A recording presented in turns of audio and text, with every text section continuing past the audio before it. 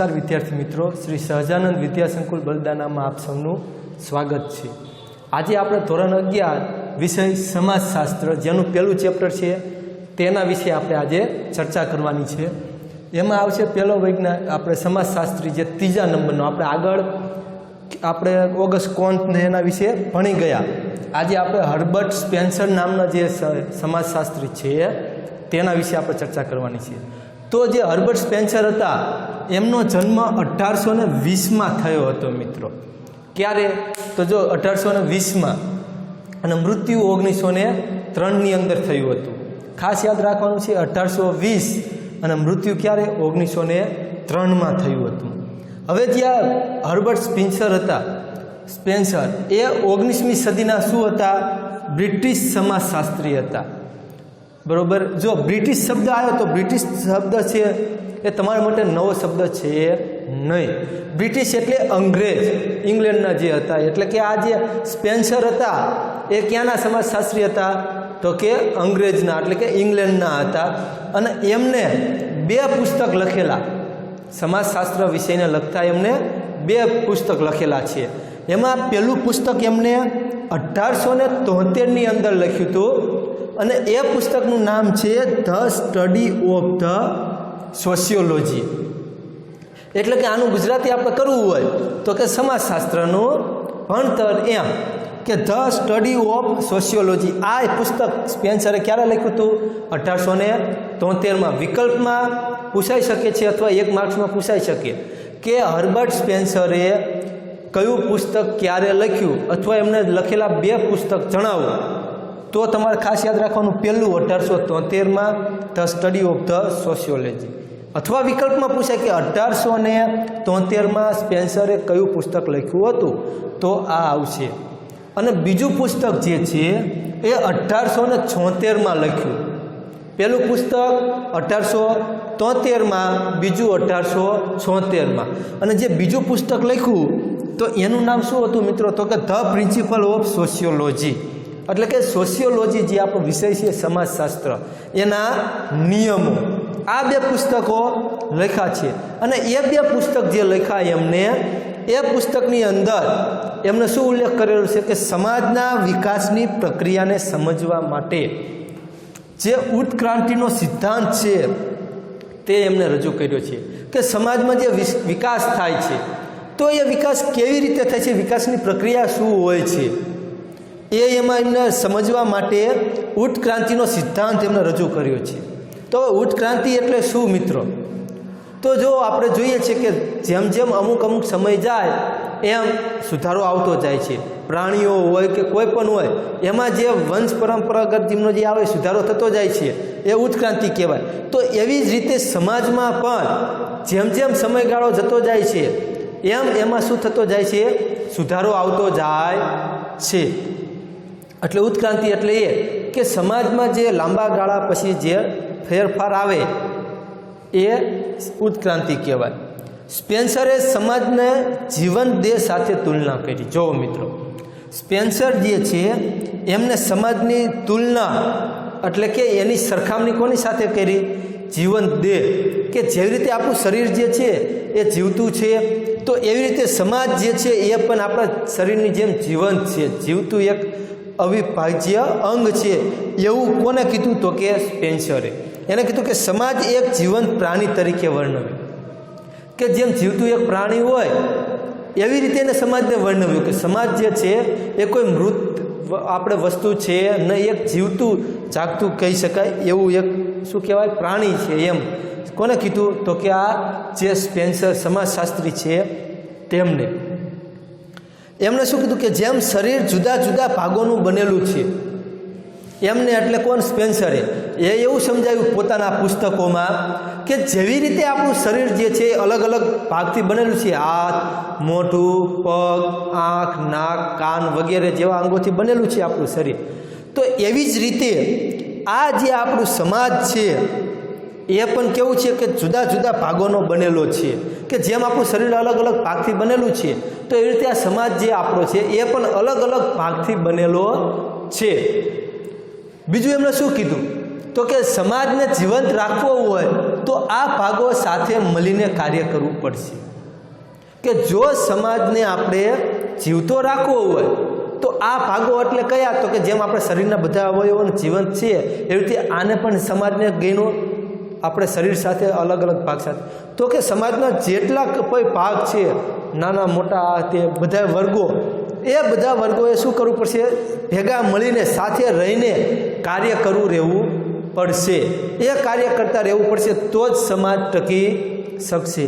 અને આ બધા જે સિદ્ધાંતો છે એની સ્પષ્ટતા સ્પેન્સરે જે પોતાના પુસ્તકો છે એની અંદર કરેલી છે. જે આ નિયમો છે પ્રિન્સિપલ ઓફ ધ સ્ટડી, એ ભાઈ એને શું કર્યું છે? બધા નિયમોની ચોખવટ કરેલી છે. તેમના સિદ્ધાંતમાં પ્રાણીઓની માફક સમાજની પણ ઉત્ક્રાંતિ થાય છે. એ બાબત સવિશેષ મહત્વની રહી.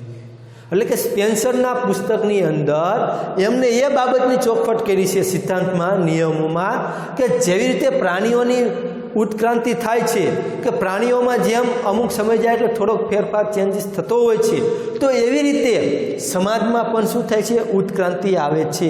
અને એ બાબત સવિશેષ એટલે કે મહત્વની છે એમના પોતાના સિદ્ધાંતમાં રજૂ કરેલી છે. એના ઉપર ભારણ મૂકેલો છે. હવે જે આપણે વાત કરીએ તો કે આપણા જે ગુજરાતના મહાન ક્રાંતિકારી હતા શ્યામજી કૃષ્ણ વર્મા, જેને તમે આગળ 6 થી 9માં એમાં સમાજ વિષયમાં ભણતા આવ્યા છો કે માંડવીમાં એમનો જન્મ થયેલો હતો, તે શ્યામજી કૃષ્ણ વર્મા, કે એમને જે પોતાના લંડન નિવાસ દરમિયાન, કે જ્યારે શ્યામજી કૃષ્ણ વર્મા લંડનમાં રહેતા હતા, હોમ રૂલ ને એની સ્થાપના કરી હતી. તમને ખ્યાલ હશે, સમાજમાં તમે ભણી ગયા હતા, બરોબર છે? તો એમને જ્યાં લંડનમાં જે ક્રાંતિકારી પ્રવૃત્તિને ચલાવતા હતા, હોમ રૂલની એની સ્થાપના કરીને એ બધું એ ત્યાં ચલાવતા હતા ટૂંકમાં.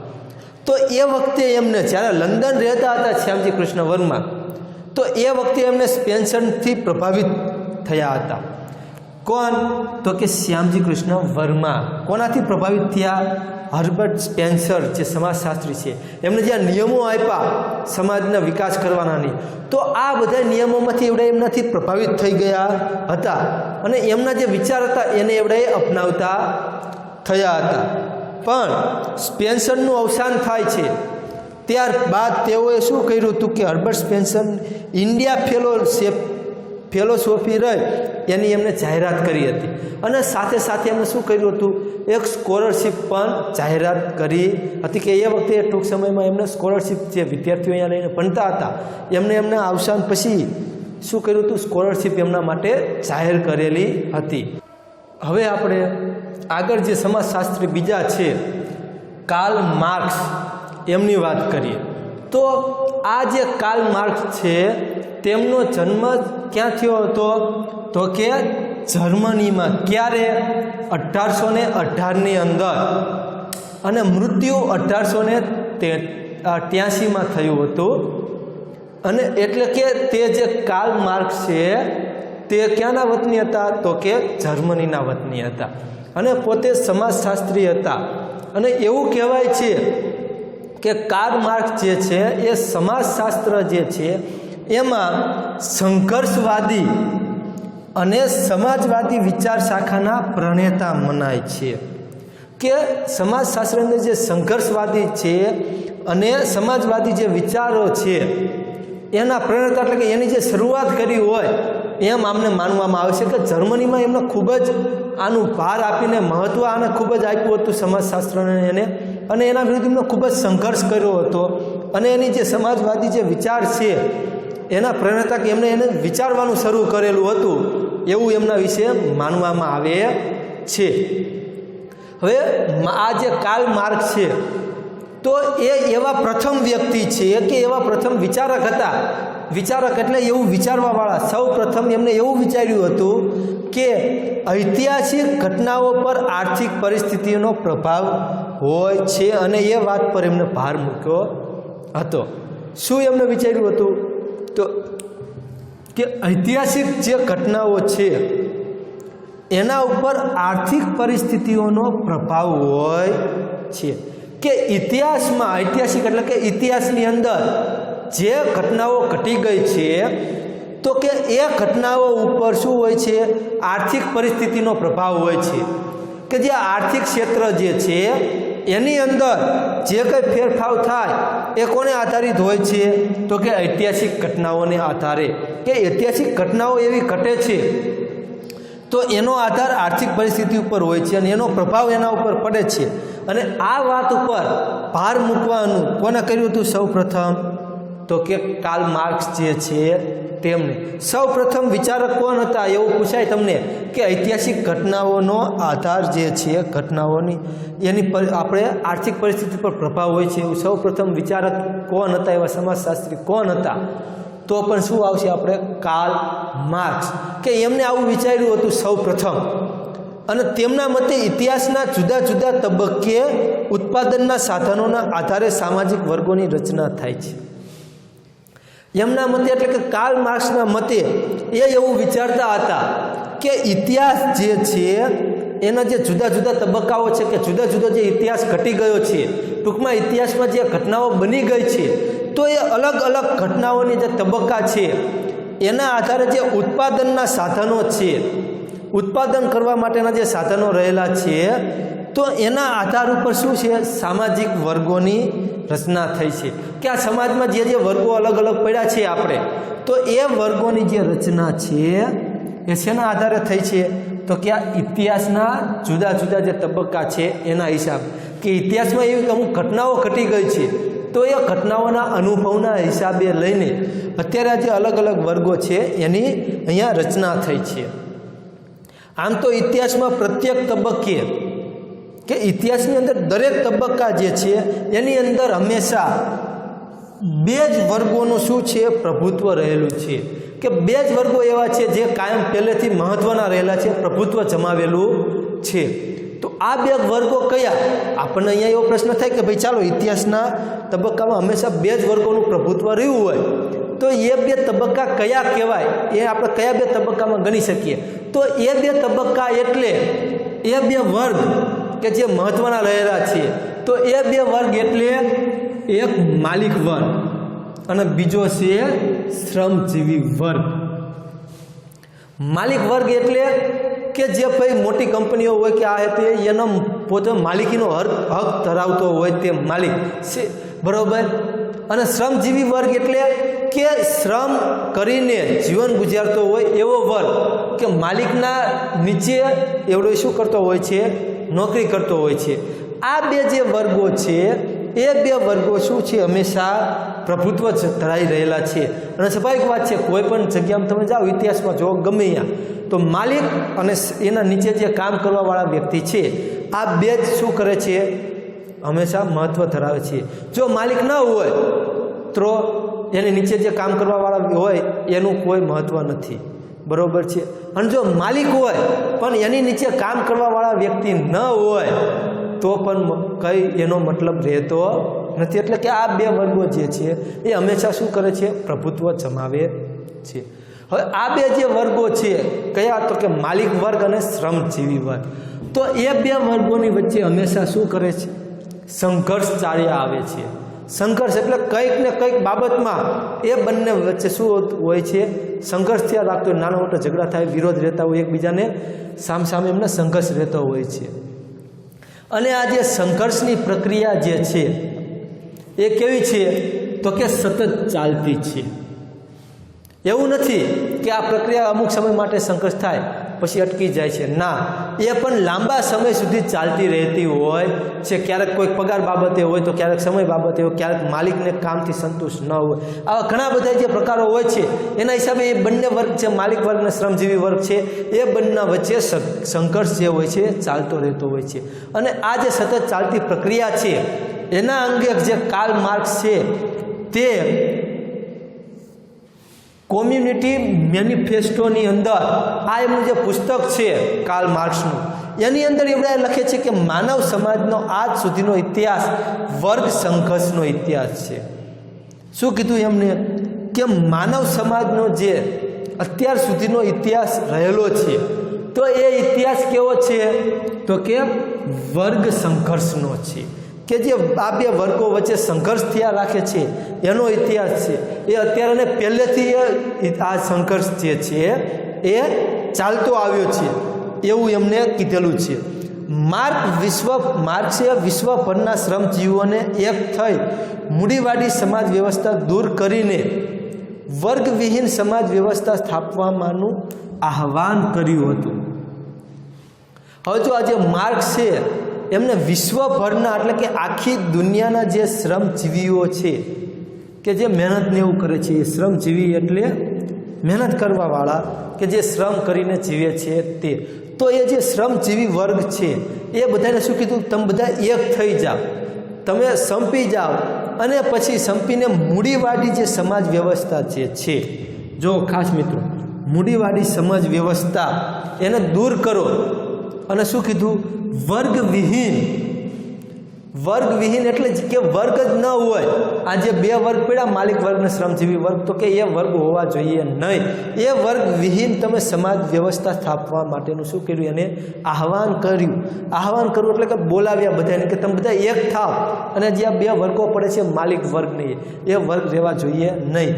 અહીંયા મિત્રો આપણે મૂડીવાદી જે આવ્યો શબ્દ, તો આમ તો મૂડીવાદી જે શબ્દ છે તો એનાથી તો તમે બધા વાક્ય પૈસો, કારણ કે આગળ તમારા સમાજમાં એમાં મૂડીવાદી છે, આ બધા જે છે એ શબ્દો આવી ગયા છે. તેમ છતાં અહીંયા આપણે ક્લિયર કરતા જઈએ કે મૂડીવાદી એટલે શું, તો કે ઉત્પાદનના જે સાધનો છે તો એ ઉત્પાદનના સાધનો ઉપર વ્યક્તિગત કોઈ માલિકી હોય, એટલે કે ખાનગી માલિકીનો જે હક હોય એને આપણે મૂડીવાદી કહીશું. કે એ જે ઉત્પાદન માટેના સાધનો રહેલા હોય તો એ સાધન ઉપર કોઈ એક વ્યક્તિ અથવા એક કરતાં વધારે વ્યક્તિનો શું હોય, માલિકી હક ધરાવતા હોય, એટલે કે ખાનગી હક ધરાવતા હોય છે, એને આપણે મૂડીવાદી કહીએ છીએ. તો આ જે મૂડીવાદી સમાજ વ્યવસ્થા છે એને દૂર કરી નાખવા માટેની ભલામણ કોને કરી હતી, એવો પણ તમને પ્રશ્ન પૂછાય છે. અહીંયા ખાસ ધ્યાન રાખજો એક માર્ક્સમાં મિત્રો, કે એવું પૂછે કે મૂડીવાદી સમાજ વ્યવસ્થાની દૂર કરીને વર્ગવિહીન વ્યવસ્થા રચવા માટેનું જે વિચાર હતો એ કોને રજૂ કર્યો હતો, એવું તમારા વિકલ્પમાં એમાં પૂછાય તો પણ શું આવશે, કાર્લ માર્ક્સ. ત્યાર પછી એમને ડેશ કેપિટલ નામનું જે પોતાનું પુસ્તક લખેલું છે, કોને, કાર્લ માર્ક્સે. તો એ અત્યારે પણ એટલું જ લોકપ્રિય છે કે જ્યારે એમને લખ્યું હતું, આ જે બધા એમને ઉલ્લેખ કરેલું હતું કે મૂડીવાદી વ્યવસ્થા દૂર કરો, સમાજવાદી વ્યવસ્થા દૂર કરીને વર્ગવિહીન વર્ગ કે કોઈ વર્ગ હોવા જોઈએ નહીં, બધા જ સરખા, બધા જ માલિક અને બધા જ નોકર, એ પ્રકારનું જે સમાજ વ્યવસ્થા હોય એને એમને શું કર્યું હતું, એવા વિચારો રજૂ કર્યા હતા. અને એ જે પુસ્તક છે એ અત્યારે પણ એટલું જ લોકપ્રિય છે, લોકો અત્યારે એને એટલું મહત્ત્વ આપે છે.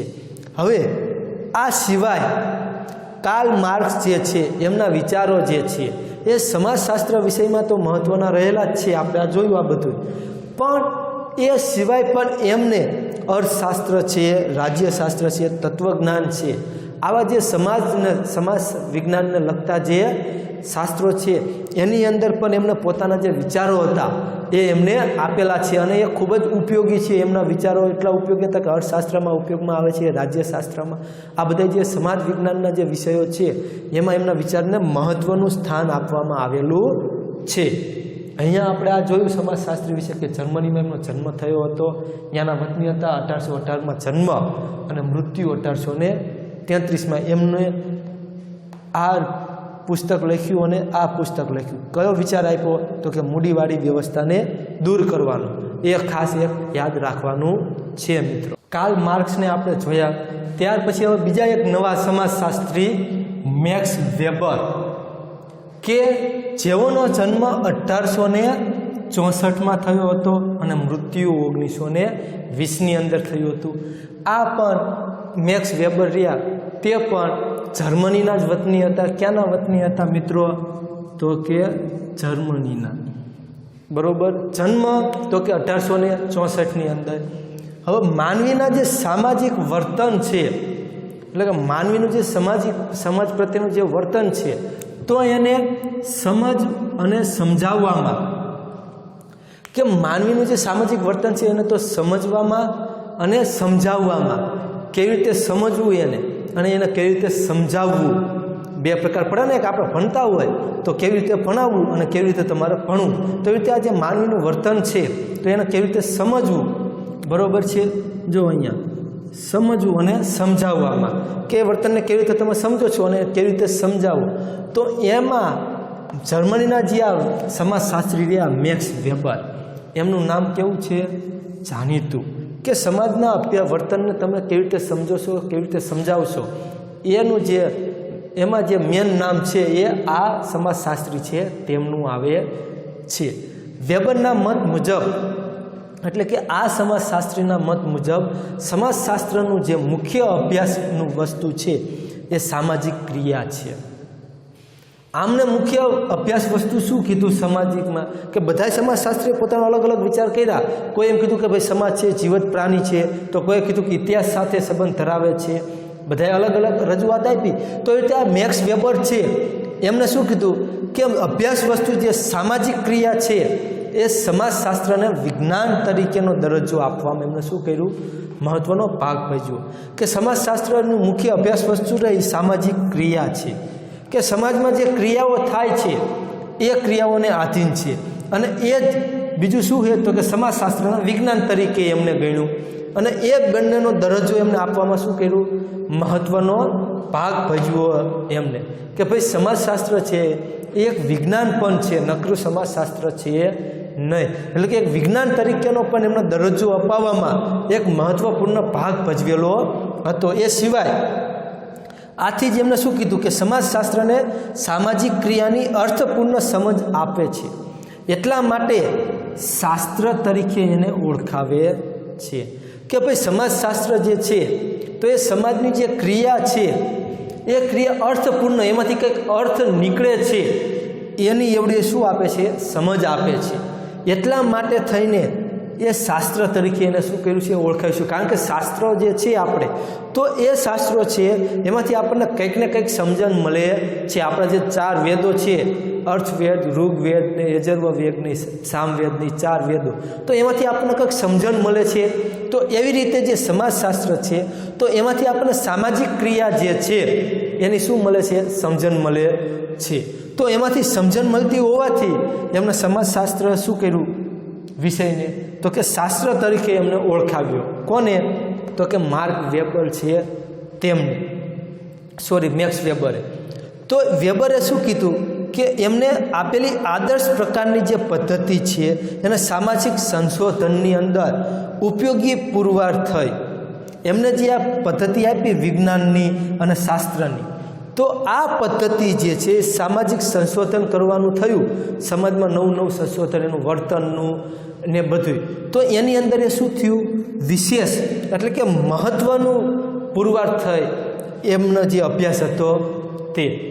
અને એમને જે વિશ્વના જુદા જુદા ધર્મો જે છે, એટલે કે આ દુનિયાની અંદર અલગ અલગ ધર્મો રહેલા છે એ આપણને ખ્યાલ છે કે દરેક ગામમાં વાત કરીએ, તાલુકામાં વાત કરીએ, દેશમાં, રાજ્યમાં, તો દરેક જગ્યાએ અલગ અલગ ધર્મ પાળવાવાળા લોકો રહેલા છે.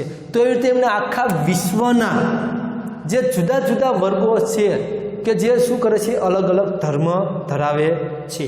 તો એ અલગ અલગ ધર્મને શું કર્યું? તુલનાત્મક અધ્યયનના આધારે, અધ્યયન એટલે અભ્યાસ, કે એની તુલના કરી, સરખામણી કરી, અલગ અલગ જે ધર્મો છે, જુદા જુદા ધર્મો, એ બંનેની એમને તુલનાત્મક એટલે કે શું કર્યું? સરખામણી કરી અને એનો અભ્યાસ કર્યો.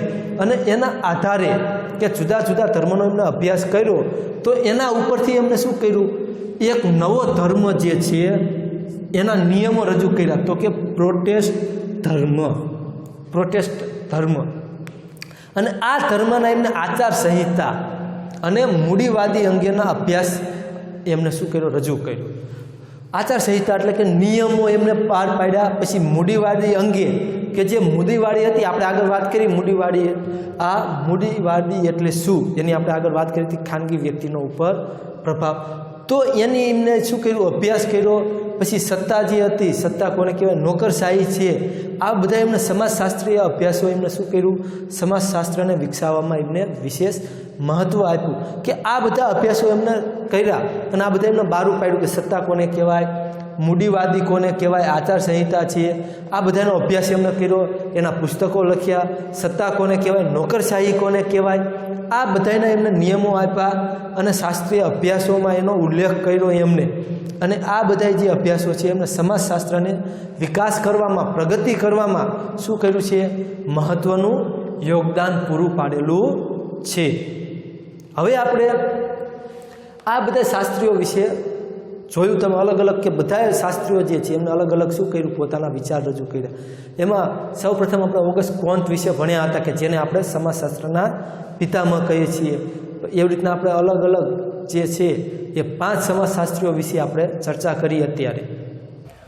તો બધાએ પોતાના વિચાર રજૂ કર્યા. તો હવે આપણે એમ જોઈએ કે અલગ અલગ સમાજશાસ્ત્રીના અલગ અલગ વિચાર હોય છે, કારણ કે દરેક વ્યક્તિ જુદા, જેટલા જુદા વ્યક્તિ એટલે એના વિચાર અલગ. તો એ રીતે બધાએ પોતાના વિચાર રજૂ કર્યા. તો એવી રીતે આપણે ઓગસ્ટ કોન્ત એમના દ્વારા જે રોપાયેલું સમાજશાસ્ત્ર રૂપી બીજ, એટલે કે ઓગસ્ટ કોન્તે જે સમાજશાસ્ત્ર અભ્યાસની શરૂઆત કરી હતી એમના દ્વારા રોપાયેલું સમાજશાસ્ત્ર રૂપી બીજ ધીમે ધીમે વટવૃક્ષ બનવા લાગ્યું. વટવૃક્ષ એટલે કે તમે કોઈ નાનું એવું બીજ વાવ્યું હોય વૃક્ષનું અને મોટું આખું વૃક્ષ બની જાય ને ધીમે ધીમે એમ. તો એવી રીતે અહીંયા જે આપણે શું લેવાનું છે, કોઈ વૃક્ષની વાત નથી કરવામાં આવ્યા. જો બીજ વટવૃક્ષ આવ્યું એટલે અહીંયા આપણે કોઈ ઝાડની વાત નથી કરતા, પણ આપણે અહીંયા શું લેવાનું, કયા અર્થમાં લેવાનું મિત્રો, તો કે સમાજશાસ્ત્ર. જો અહીંયા કીધું આપણને ખાસ કે સમાજશાસ્ત્ર જે નાનો એવો અભ્યાસક્રમની શરૂઆત કરી હતી ઓગસ્ટ કોન્તે, એમના દ્વારા જે શરૂઆત થઈ હતી એ ધીમે ધીમે અલગ અલગ સમાજશાસ્ત્રીના પ્રયત્નોથી હવે શું બનવા લાગ્યું હતું, એક મોટા વૃક્ષનું સ્વરૂપ, એટલે કે એક મોટું વિષય તરીકે એ સ્વરૂપ લેવા લાગ્યું હતું. હવે જો યુરોપમાં આની શરૂઆત થઈ હતી, આપણે આગળના વિડીયોમાં એમાં જોઈ ગયા, તો એ યુરોપ સિવાય અમેરિકા અને ઇંગ્લેન્ડમાં પણ તેનો ખૂબ જ ઝડપથી શું થવા લાગ્યો, વિકાસ થવા લાગ્યો સમાજશાસ્ત્ર વિષયનો. ઇંગ્લેન્ડ અને અમેરિકામાં પણ ખૂબ જ ઝડપથી એનો વિકાસ થવા લાગ્યો કે લોકો એનો અભ્યાસ કરવા લાગ્યા, એને વિચારતા થયા. હવે ખાસ અહીંયા મિત્રો જોઈજો, ધ્યાન રાખજો, 1874ની અંદર અમેરિકાના યેલ વિશ્વવિદ્યાલયની અંદર, ક્યારે 1874ની અંદર, ક્યાં, તો કે અમેરિકાનું જે યેલ વિશ્વવિદ્યાલય છે એની અંદર આજે વિલિયમ ગ્રેહામ સમન્સર્યા એમના પ્રયત્નથી સૌ પ્રથમ, એટલે કે સૌથી પહેલી વાર સમાજશાસ્ત્રનું અધ્યયન અને અધ્યાપનનું કાર્ય શરૂ કરવામાં આવ્યું હતું. તમને એવું પૂછે કે સમાજશાસ્ત્રનો અભ્યાસ, અધ્યયન અને અધ્યાપન સૌ પ્રથમ ક્યાં અને ક્યારે શરૂ કરવામાં આવ્યું, તો આપણો જવાબ હોવો જોઈએ 1874માં અમેરિકાના યેલ વિશ્વવિદ્યાલયમાં. કોના પ્રયત્નથી, તો કે વિલિયમ ગ્રેહામ સમનરના પ્રયત્નથી કે સૌ પ્રથમ વખત સમાજશાસ્ત્રનું અધ્યયન અને અધ્યાપન. અધ્યયન એટલે ભણવું અને અધ્યાપન એટલે ભણાવવાનું, ટૂંકમાં ભણવાનું અને ભણાવવાનું કાર્ય અમેરિકાની અંદર વિલિયમ જે છે સમાજશાસ્ત્રી, એના મદદથી, એના પ્રયત્નોથી ભણવાનું શરૂ થયું હતું. ત્યારબાદ આપણે જો વાત કરીએ અહીંયા, તો કે 1890ની અંદર યુનિવર્સિટી ઓફ કેન્સાસની અંદર એલિમેન્ટ ઓફ સોશિયોલોજી એ શીર્ષકની સાથે સમાજશાસ્ત્રનો અભ્યાસક્રમ શરૂ થયો હતો. આ પણ યાદ રાખવાનું, 1 માર્ક્સમાં એમાં પૂછાય કે સૌ પ્રથમ સમાજશાસ્ત્રનો અભ્યાસક્રમ ક્યારે શરૂ થયો અને કયા શીર્ષક સાથે. તો 1890ની અંદર કઈ યુનિવર્સિટીમાં, તો કે યુનિવર્સિટી ઓફ કેન્સાસમાં એલિમેન્ટ ઓફ સોશિયોલોજી આ શીર્ષક એમને આપ્યું અને એની સાથે સમાજશાસ્ત્ર અભ્યાસક્રમ અહીંયા શરૂ કરવામાં આવે છે. એલિમેન્ટ ઓફ સોશિયોલોજી એટલે સમાજશાસ્ત્ર તત્વ, કે સમાજશાસ્ત્રનું જે તત્વ છે તે એનું આપણે ગુજરાતી થાય છે. તો એની સાથે અહીંયા એનો અભ્યાસ શરૂ થાય છે. ત્યારબાદ યુરોપની અંદર આપણે વાત કરીએ તો કે 1895ની અંદર યુનિવર્સિટી ઓફ બોર્ડેક્સની અંદર, એટલે કે જર્મનીમાં, આ યુનિવર્સિટી ક્યાં આવેલી છે, તો કે જર્મનીમાં. તો ત્યાં જે આપણે આગળ અભ્યાસ કરી ગયા છીએ, આગળના વિડીયોમાં આપણા જે એવા સમાજશાસ્ત્રી ઇમાઇલ દુર્ખીમ, એમને ખૂબ જ પ્રયત્નો કર્યા અને ત્યારબાદ ત્યાં કને જે જર્મની અંદર જ્યાં યુનિવર્સિટી આવેલી છે, કઈ, તો કે યુનિવર્સિટી ઓફ બોર્ડેક્સ, એની અંદર સમાજશાસ્ત્રનું ભણવાનું અને ભણાવવાનું કાર્ય શરૂ થાય છે. તો અહીંયા આપણે આ જે સમાજશાસ્ત્રીઓ હતા અલગ અલગ એમના જે વિચારો હતા ત્યાંથી શરૂ કરીને એ વિચારો ઝડપથી બધે ફેલાવા લાગ્યા, એના વિશેનો અભ્યાસક્રમ કર્યો. હવે આપણે આગળના નેક્સ્ટ વિડીયોની અંદર આપણા ભારતની અંદર સમાજશાસ્ત્રનો ઉદ્ભવ કેવી રીતે થાય છે એની ચર્ચા કરીશું. નમસ્કાર.